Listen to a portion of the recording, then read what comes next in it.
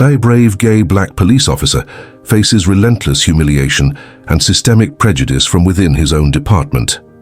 Ridiculed, isolated, and underestimated, he reaches his breaking point. But when the weight of injustice becomes unbearable, his powerful response shocks the entire force and sends a message no one will forget. Don't forget to like and comment where you are from. The thin blue line of prejudice. The sun was barely rising over the bustling city as Officer Darren Jacobs slipped into his neatly pressed uniform. At 29 years old, Darren had worked tirelessly to prove himself within the force. A proud black man and openly gay, Darren wore his badge not just as a symbol of law enforcement, but as a testament to his perseverance in breaking barriers. For Darren, the uniform symbolized the protection of justice and equality, values he held dearly, despite the challenges he faced daily. As he walked into the precinct, the usual hum of conversations dimmed. Eyes followed him, whispers echoing behind his back. Darren had grown accustomed to the stares and murmurs, but today the tension felt heavier. "Morning, Jacobs," Sergeant Cole barked from behind the desk. His greeting dripped with sarcasm. "Heard you got a little distracted during yesterday's patrol. Was it all the bright lights, or were you too busy fixing your hair?" The room erupted in laughter. Darren clenched his jaw but refused to react. He had learned early in his career that standing out as both black and gay in the department made him a target. His silence, however, didn't make the jabs any less painful. Later that day, Darren was assigned to a joint patrol with Officer Mark Leland, a burly man with a reputation for stirring trouble. The partnership wasn't random. Darren knew it was Cole's way of setting him up.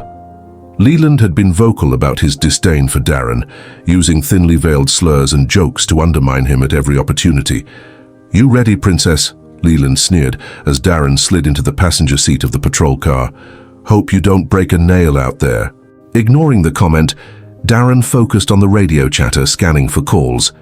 The streets were unusually quiet, but as they turned onto a busy boulevard, a dispatch call came through, a suspected burglary in progress. Arriving on the scene, Darren's instincts kicked in. While Leland hung back, Darren approached the property cautiously, his hand on his holstered weapon. Inside, they found the suspect, a frightened teenager holding a crowbar. Darren immediately assessed the situation, lowering his weapon and attempting to de-escalate. "Hey kid," Darren said calmly, his voice firm but kind. "Drop the crowbar. Let's talk." The boy hesitated, tears streaming down his face. Before Darren could take another step, Leland barged past him, shoving the teen against the wall and slamming cuffs on his wrists. "What the hell, Leland?" Darren protested. He was cooperating. "We don't take chances, Jacobs," Leland growled, dragging the boy outside. "Maybe you'd know that if you weren't so busy playing counselor." Darren fumed, but he kept his composure as they drove the suspect to the station. However, the tension boiled over when Leland reported the arrest to Sergeant Cole, conveniently leaving out Darren's role in calming the situation. Instead, he spun a narrative that painted Darren as indecisive and weak. The precinct's locker room buzzed with officers preparing for the end of their shifts. Darren, still seething from the day's events, was met with snickers and side-eye glances as he walked in. Taped to his locker was a crude cartoon, depicting Darren in an exaggerated pose, holding a rainbow flag instead of a badge. "What's the matter, Jacobs?" Leland jeered from across the room. "Can't take a joke?" Darren tore the paper down, his hands trembling. "You call this a joke?" he snapped, his voice rising. "This is harassment." "Oh, relax," another officer chimed in. "We're just having fun, trying to lighten the mood." "Yeah," Leland added with a smirk. "Maybe if you weren't so sensitive, you'd fit in better." The room filled with laughter, and Darren felt the walls closing in. He stormed out, his heart pounding with a mix of anger and shame. The sting of their mockery echoed in his mind. But beneath the pain, something stronger began to stir, a resolve to fight back. Darren sat alone in his car that night, staring at his reflection in the rearview mirror. The man looking back at him wasn't defeated. He was ready. If they thought they could break him, they were wrong. He would prove his worth not by stooping to their level, but by showing them what true strength and integrity looked like. A call for change. The next morning, Darren arrived at the precinct earlier than usual. His uniform was immaculate, his demeanor calm, but his mind was ablaze with strategy. He wasn't going to let the humiliation of the previous day define him. Instead, he decided to take the first step in holding the department accountable. Darren sat at his desk, drafting a formal complaint to Human Resources. He detailed the ongoing harassment he had faced, naming names and providing specific incidents. His hands shook slightly as he typed, part nerves, part anger, but he pressed on knowing this was a fight worth waging. Just as he finished, Sergeant Cole walked in, his presence as oppressive as ever. "Jacobs," Cole barked, "what are you doing sitting there? Paperwork's not going to win you Officer of the Year." "I'm filing a formal complaint," Darren said evenly, meeting Cole's gaze. The room went silent. A few officers exchanged glances, smirking. Cole's expression darkened and he leaned in close. "You think you're going to change anything with that?" he sneered. "This is how it's always been and you're not special enough to fix it." Darren stood, his height giving him an edge over the sergeant. "We'll see about that," he replied, his voice steady. Word of Darren's complaint spread quickly. By lunchtime, the precinct buzzed with whispers, some supportive, others mocking.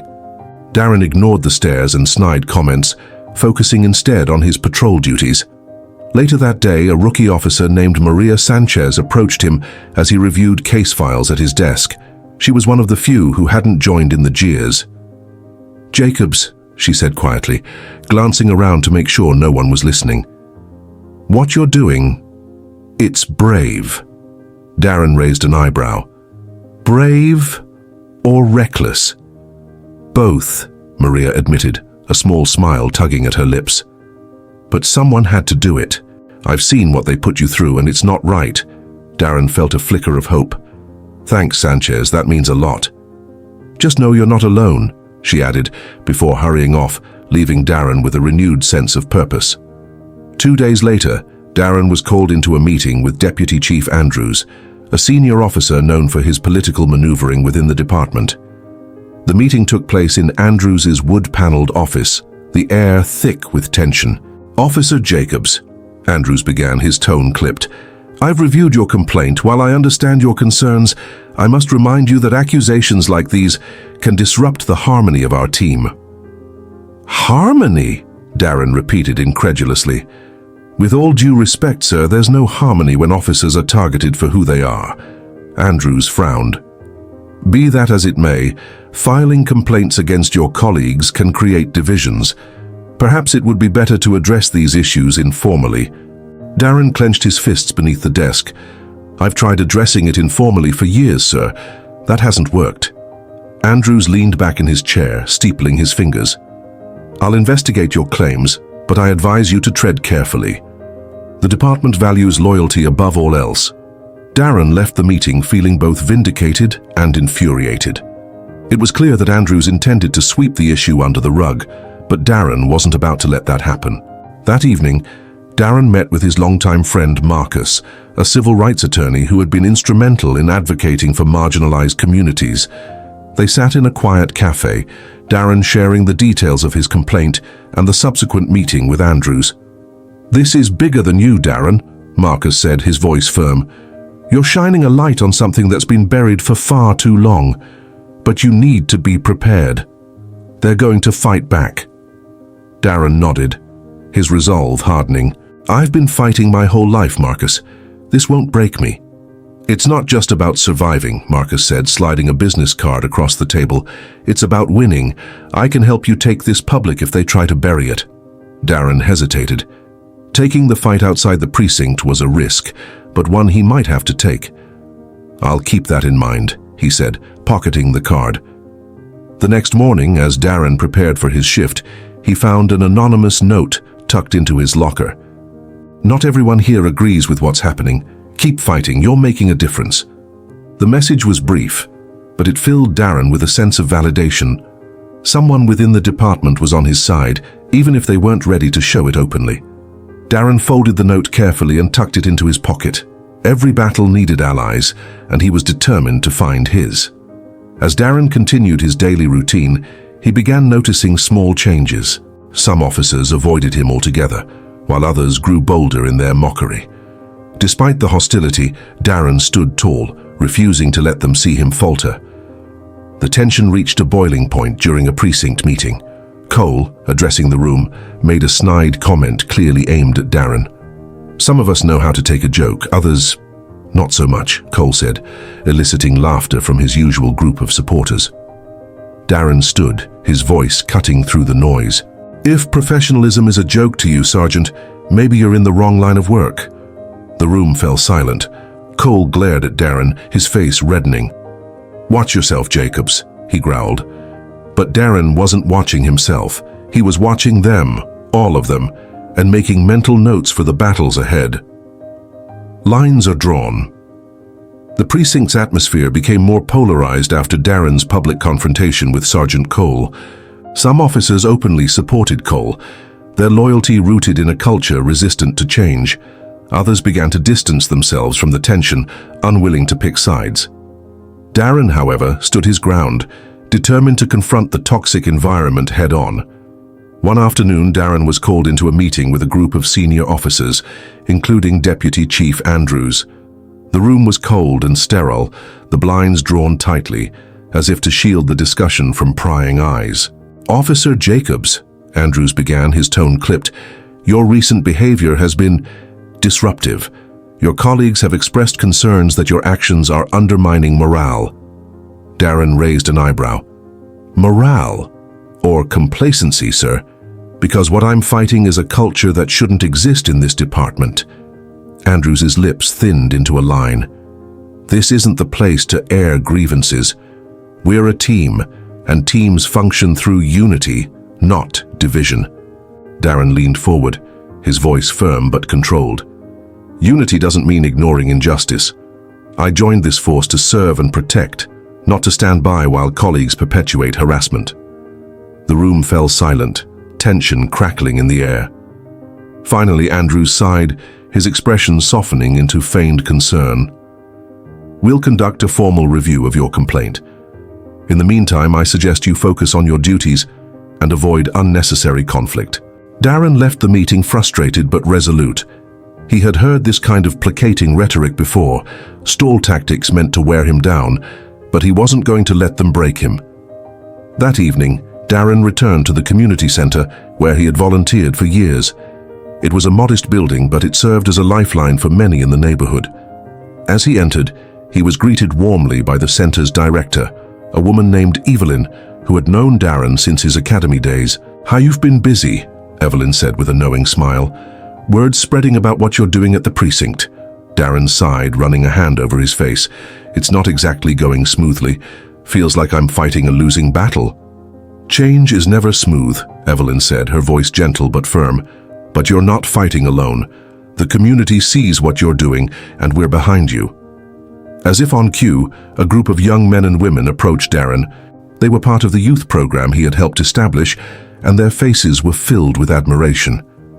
"Officer Jacobs," one of them said, "we heard about what's happening. If you need us to show up and support you, just say the word." Darren felt a lump in his throat. "Thank you," he said, his voice thick with emotion. "That means more than you know." Evelyn placed a hand on his shoulder. "You're making a difference, Darren. Don't lose sight of that." The support from the community bolstered Darren's resolve, but it also painted a target on his back. The next week, he found his locker defaced with graffiti, slurs and insults scrawled in red marker. When he reported it, the supervising officer on duty dismissed it as a harmless prank. Darren's frustration boiled over. Harmless? This isn't harmless. It's harassment, and it's coming from within this precinct. The officer shrugged. "I'll make a note of it." "No, you'll do more than that," Darren snapped. "You'll investigate, or I'll take this higher." The officer scowled but reluctantly agreed. Darren knew the promise of an investigation was hollow, but he documented the incident himself, adding it to the growing pile of evidence he was compiling. Darren decided it was time to take his fight beyond the precinct's walls. With Marcus's help, he drafted a public letter detailing his experiences and the broader issues within the department. The letter was published in a local newspaper, sparking outrage and debate across the city. "Local officer exposes harassment and corruption within police department," the headline read. The article painted a vivid picture of Darren's struggles, his commitment to justice and the resistance he faced from a system resistant to change. It also highlighted his service to the community, showcasing him as a role model and advocate for marginalized voices. The reaction was immediate. Community leaders, activists, and even some city officials voiced their support for Darren. Protests were organized outside the precinct, demanding accountability and systemic reform. Inside the precinct, the atmosphere grew even tenser. Darren was met with cold stares and whispered insults, but he also noticed subtle shifts. A few officers approached him privately, expressing quiet solidarity.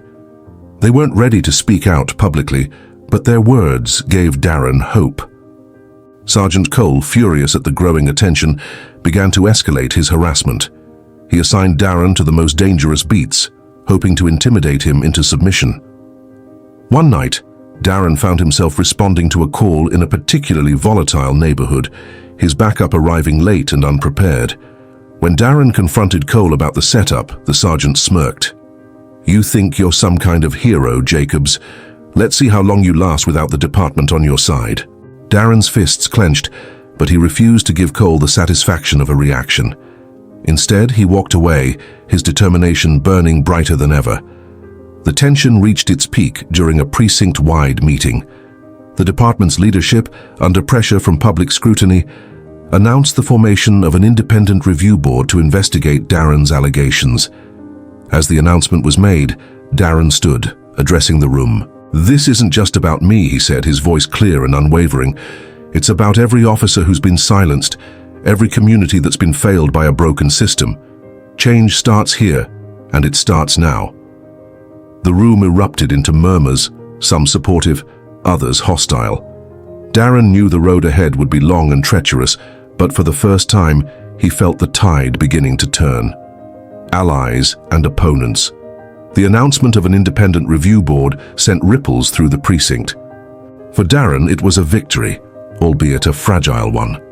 While the community rallied behind him, the internal backlash grew stronger. Every step forward felt like walking deeper into enemy territory. The day after the announcement, Darren received a call from an unexpected source. Captain Elaine Foster, a high-ranking officer from a neighboring precinct with a reputation for integrity and reform.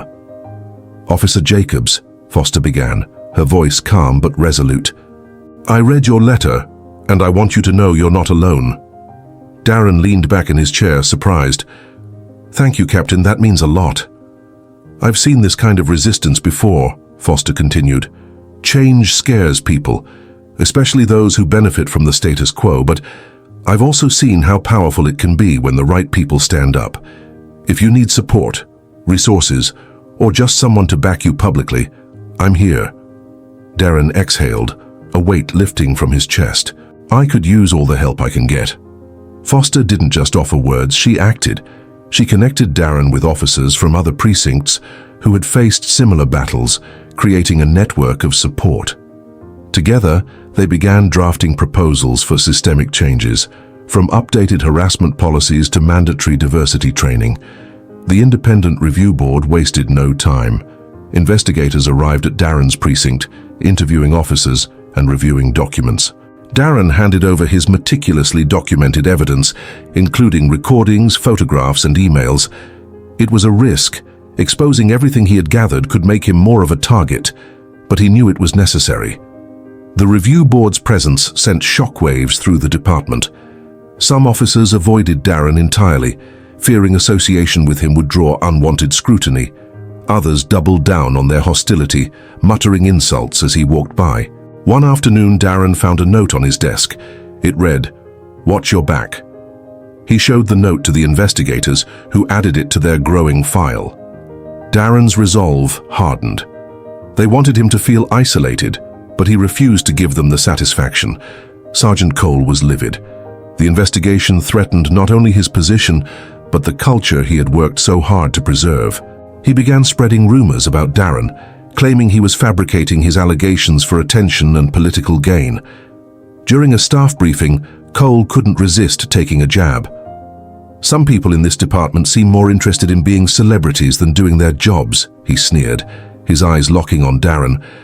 Darren didn't flinch. He raised his hand. his tone calm but cutting. "With all due respect, Sergeant, some of us are trying to fix the problems you've ignored for years." The room fell silent. Cole's face flushed with anger, but he didn't respond. Darren's words hung in the air, a challenge that couldn't be dismissed. Outside the precinct, the community's support grew stronger. Rallies demanding accountability and reform drew larger crowds with signs reading, "We stand with Officer Jacobs and justice for all." Local leaders and activists used Darren's story as a rallying cry for broader police reform. During one rally, Darren took the stage, his heart pounding as he faced the crowd. "This fight isn't just about me," he said, his voice steady. "It's about ensuring that every officer, regardless of race, orientation, or background, can serve with dignity.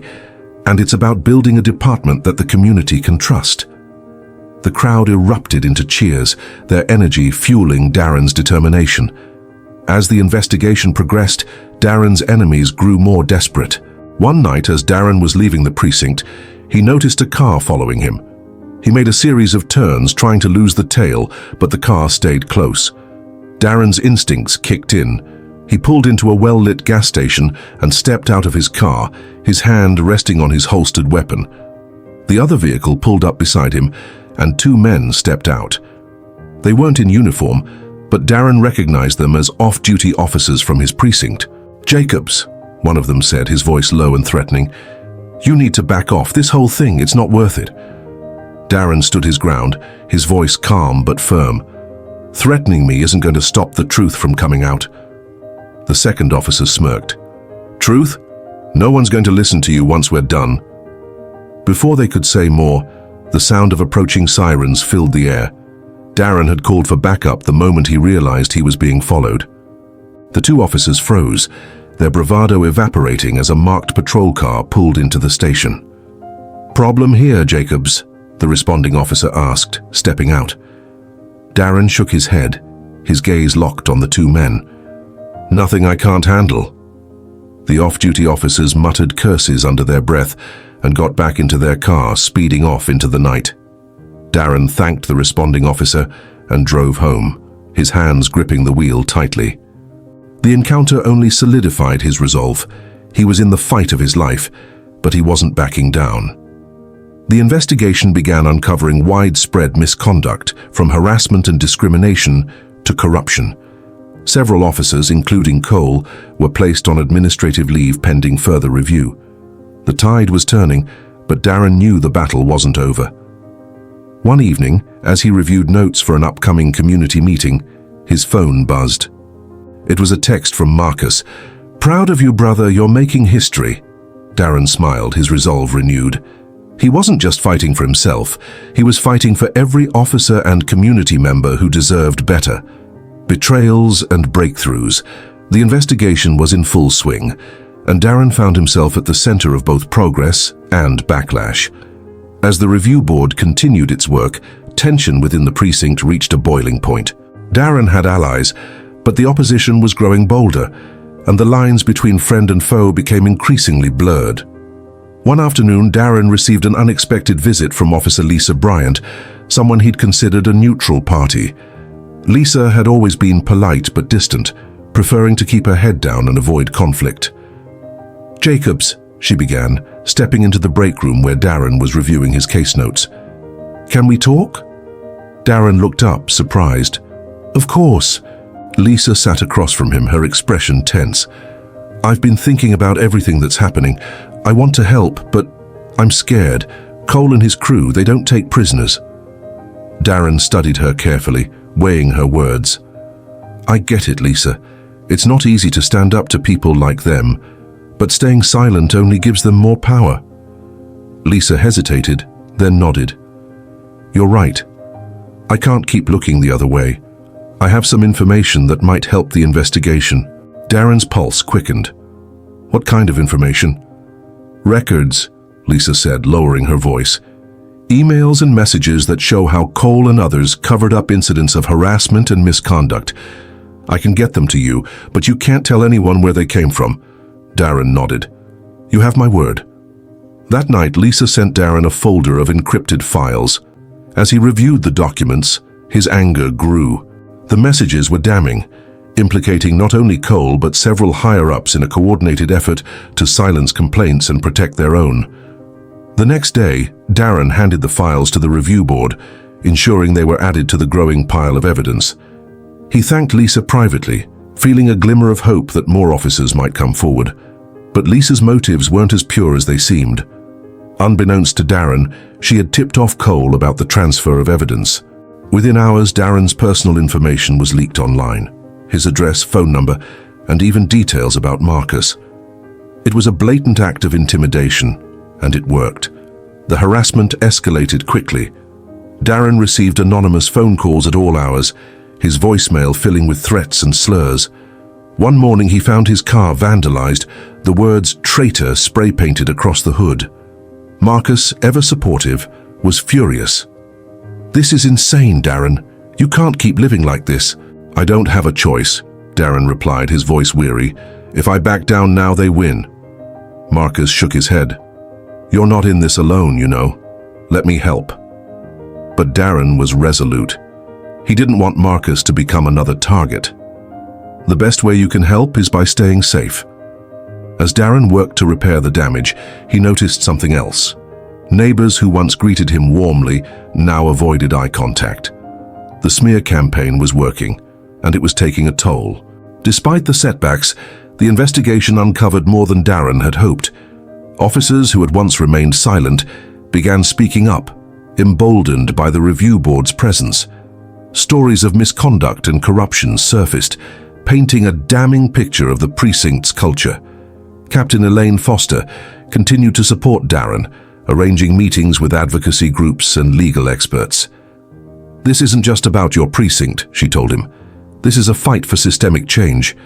One of the most surprising allies to emerge was Officer Greg Alvarez, a veteran officer who had long been viewed as part of Cole's inner circle. Greg approached Darren one evening after most of the precinct had cleared out. "I've been part of the problem," Greg admitted, his voice heavy with guilt. "I went along with things because it was easier, but seeing what you're doing, it made me realize I can't keep living like this." Darren was cautious, but grateful. "If you're serious about changing things, we need your testimony." Greg nodded. "You'll have it." As the review board prepared to release its preliminary findings, the tension reached a breaking point. Darren arrived at the precinct one morning to find his locker broken into, his belongings scattered across the floor. A note was taped to the door, scrawled in red ink. "You don't belong here." Darren took a photo of the scene and reported it to the investigators.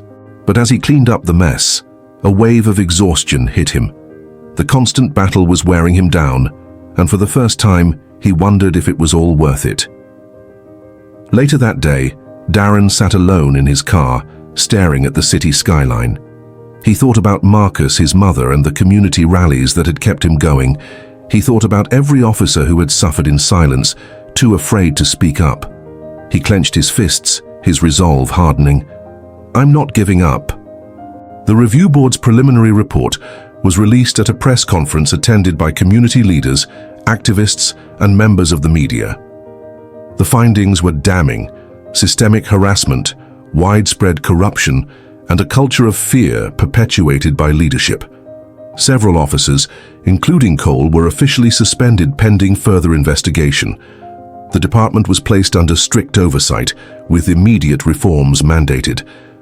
Darren stood in the crowd, his heart pounding as the board chair addressed the audience. This investigation would not have been possible without the courage of Officer Darren Jacobs. His bravery in coming forward has set a powerful example for officers everywhere. The crowd erupted into applause, but Darren remained stoic.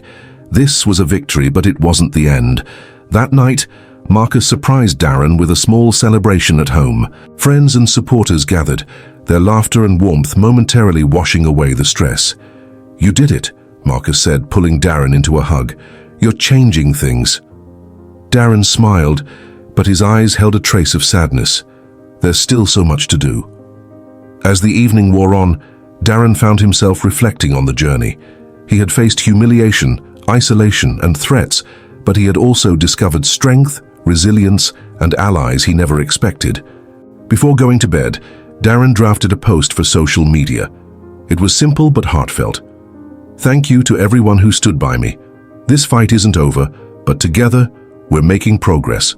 Stay strong, stay united, and never stop pushing for what's right." As the post went live, Darren felt a renewed sense of purpose. The road ahead would be long, but he was ready for the next battle. The war within.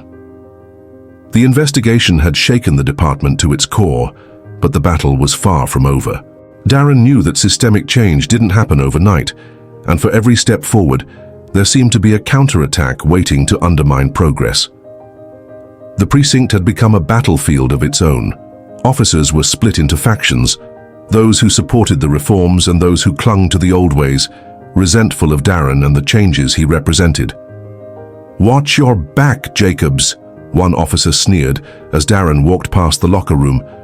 "This isn't over." Darren didn't flinch. He had grown used to the hostility, but that didn't make it any easier. Every day felt like walking a tightrope, the tension palpable in every interaction. Captain Foster called him into her office one morning, her expression grim. "I need you to be extra careful," she said, sliding a folder across her desk. "We've received credible threats." Darren opened the folder, his stomach sinking as he read the details. Anonymous messages, veiled warnings, and even rumors of officers plotting to undermine the reforms by any means necessary. "We're stepping up security, but I need you to stay vigilant," Foster said. "You've become a symbol, Darren, and that makes you a target." Darren nodded, his resolve hardening. "Let them come, I'm not going anywhere." Despite the turmoil within the department, Darren found solace in the community. The rallies continued, growing larger with each passing week. Community leaders, activists, and even some retired officers joined the movement, demanding accountability and transparency. One evening, Darren was invited to speak at a town hall event. The room was packed, the energy electric. As he stepped onto the stage, the crowd erupted into applause, their support overwhelming. "Thank you," Darren began, his voice steady but emotional. "When I started this journey, I didn't know where it would lead. I didn't know if I'd have the strength to see it through. But standing here tonight, I see that strength doesn't come from one person. It comes from all of us." He paused, scanning the faces in the crowd. "This fight isn't just about me. It's about every officer who's been silenced, every citizen who's been mistreated, and every community that deserves better. Change is hard and it's messy, but it's worth it." The audience erupted into cheers, chanting his name as Darren stepped off the stage. Marcus met him at the bottom of the stairs, his smile wide. "You were incredible," Marcus said, pulling him into a hug. Darren nodded, his heart full. "We're making a difference." The following week, Darren returned home late one night to find his apartment door ajar. His heart raced as he stepped inside, his hand instinctively reaching for his phone. The living room was ransacked, furniture overturned, papers scattered, and a chilling message scrawled across the wall in red paint. "This is your last warning." Marcus, who had been out running errands, arrived moments later. His face paled as he took in the scene. "Darren, this is too much. We need to go to the police." "We can't trust them," Darren replied, his voice tight. "Not all of them, anyway." Darren reported the break-in to Captain Foster, who immediately assigned officers to monitor his home and Marcus's workplace. But the incident was a stark reminder that the fight for justice came with dangerous consequences. A breakthrough came when Greg Alvarez, the veteran officer who had switched sides, provided crucial evidence to the investigation. He had secretly recorded conversations with Cole and other officers, exposing their attempts to sabotage the reforms. The recordings were damning, and when they were leaked to the media, public outrage reached a fever pitch. Protests erupted outside the precinct, demanding the immediate termination of those involved. The pressure was too much to ignore. Cole and several others were arrested, their charges ranging from obstruction of justice to harassment and abuse of power. It was a major victory, but Darren knew it wasn't the end. Amid the chaos, Darren began to reflect on his own journey.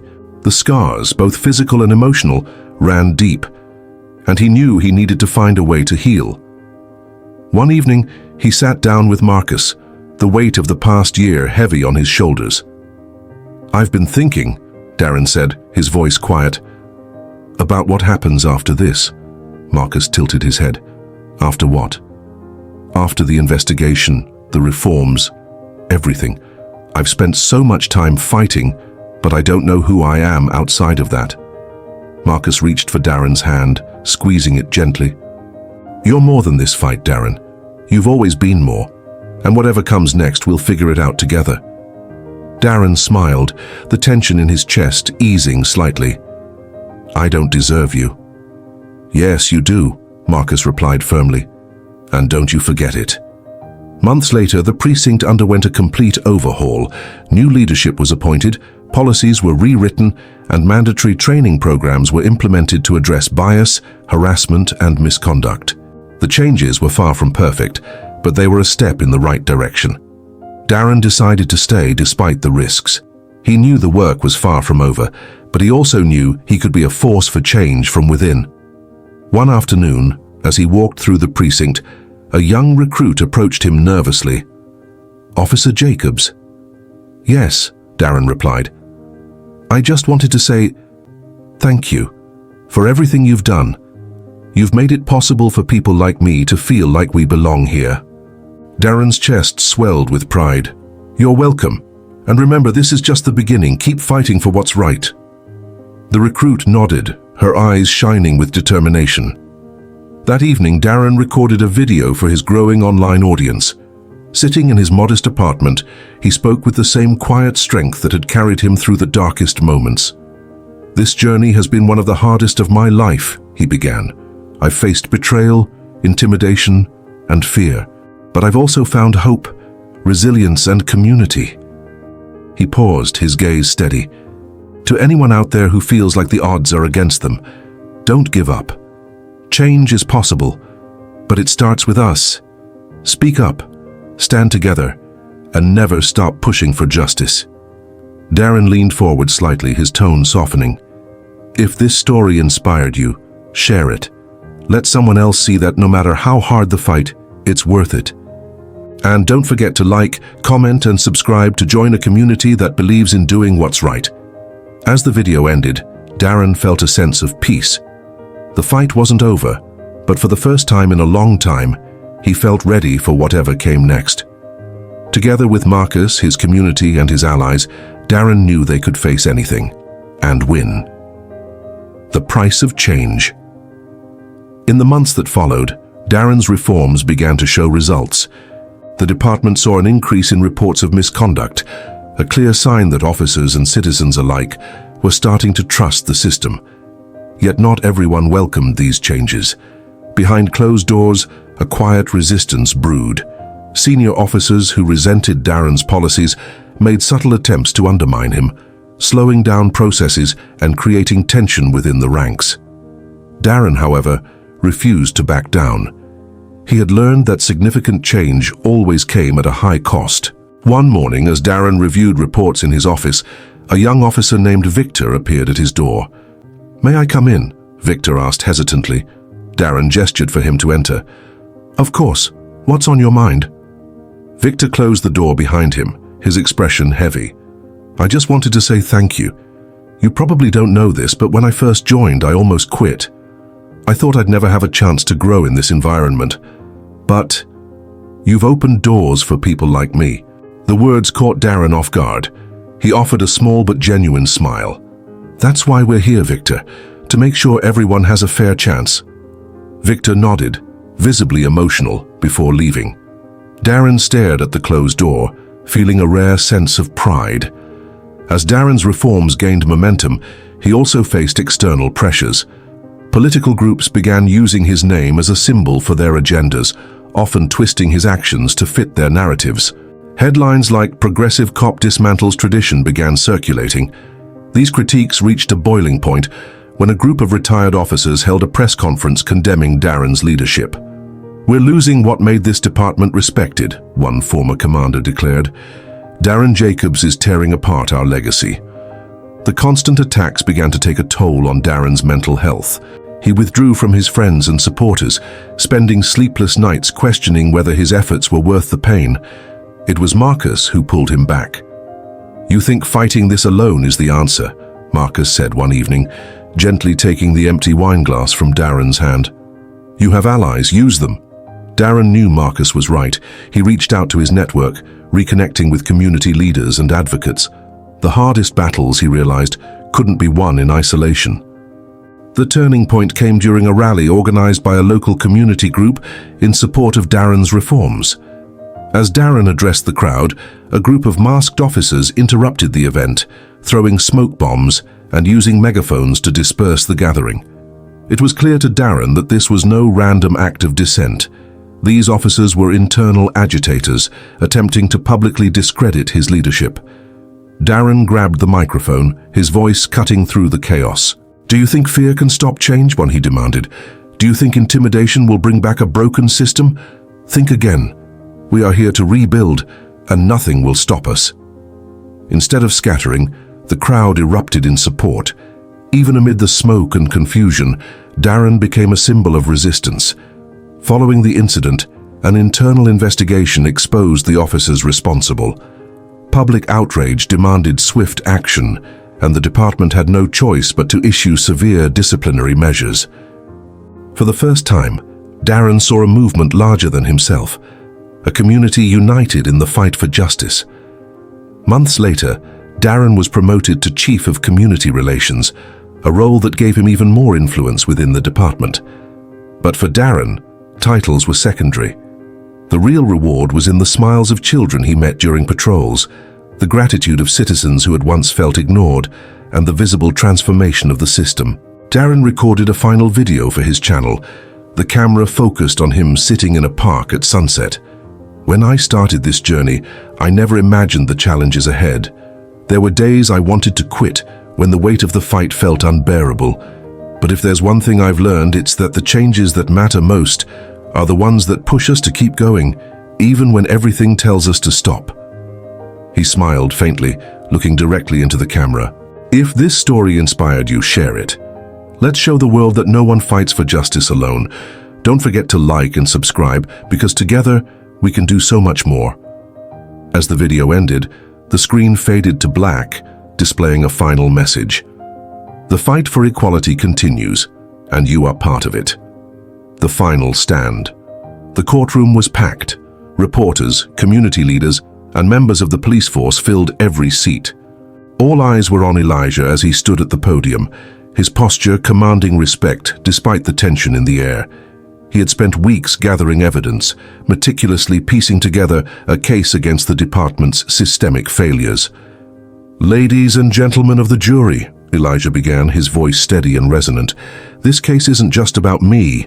It's about every officer who has been silenced, every individual who has suffered at the hands of a broken system, and every community that has been betrayed by the people sworn to protect it." He presented the evidence, emails, recordings, testimonies from other officers who had suffered in silence. The courtroom buzzed with murmurs as each piece of evidence was displayed on the screen. When the defense tried to undermine Elijah's credibility, he remained calm. "Yes, I made mistakes," he admitted, "but I owned them and I worked to be better. Can this department say the same?" The jury deliberated for hours, but when they returned, the verdict was unanimous: guilty. The department was found liable for fostering a culture of discrimination and abuse of power. The ruling sent shockwaves through the city. As reporters swarmed Elijah outside the courthouse, he addressed the crowd. "This isn't just a victory for me. It's a victory for justice, for accountability, and for every person who has ever been told they were less than." The case became a national sensation, sparking conversations about reform and accountability in police departments across the country. Elijah used his newfound platform to advocate for change, speaking at community events and universities. He established a foundation dedicated to supporting marginalized groups within law enforcement and promoting systemic reform. Months later, Elijah stood on a stage at a community center, addressing a crowd of supporters. "If my story has taught us anything," he said, "it's that change starts with courage. It starts with each of us choosing to stand up, even when it's hard." He smiled, scanning the crowd. If this story inspired you, share it. Let someone else know they're not alone. And don't forget to like this video, comment below with your thoughts, and subscribe to join a community committed to justice and equality. The crowd erupted into applause as Elijah stepped back, his heart full of hope for the future. Elijah's journey was far from over, but he knew he was no longer fighting alone. His actions had ignited a movement, proving that even the smallest spark could light the way for others. As the screen faded to black, a message appeared. The content is fictitious and does not reflect reality or encourage negative behaviors.